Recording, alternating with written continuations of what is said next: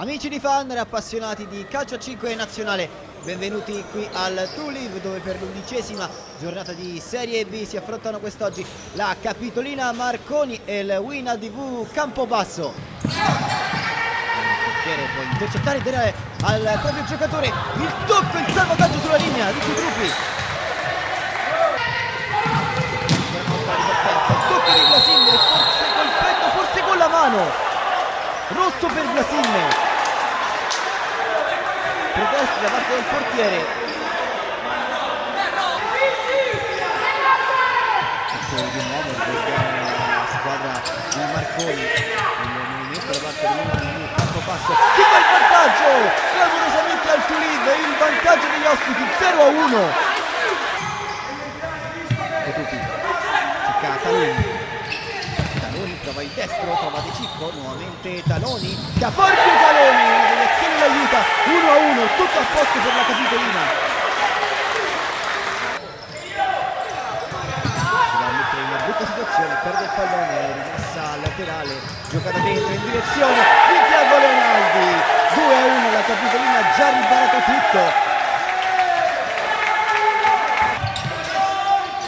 La nuova versione del Cristiano.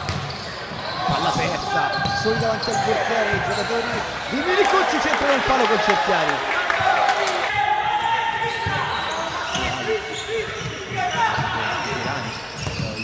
De Cicco!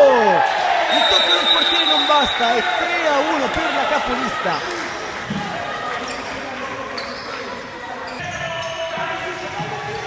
Luca De Cicco, incontenibile, 3 contro 1, De Cicco solo davanti al portiere, De Cicco offre l'assist perfetto ed è il gol del 4-1.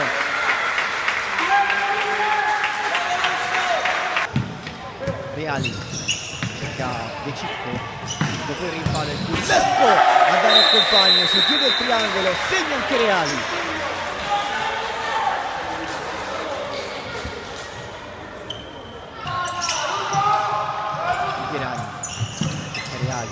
Palla intercettata, attenzione al campo, Bozzo che ci prova, forse sfiora il palo.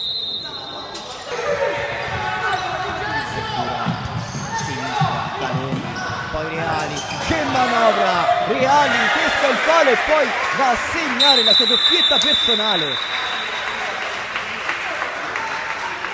Va detto che dopo l'espulsione doveva sembrare una partita differente, la Capitolina la sta facendo da padrone ancora una volta con De Cicco che salta il portiere, De Cicco, settimo gol per la Capitolina Marconi e ora finisce davvero male per il Campobasso. Scavetto, linea di rigore, super risposta del portiere.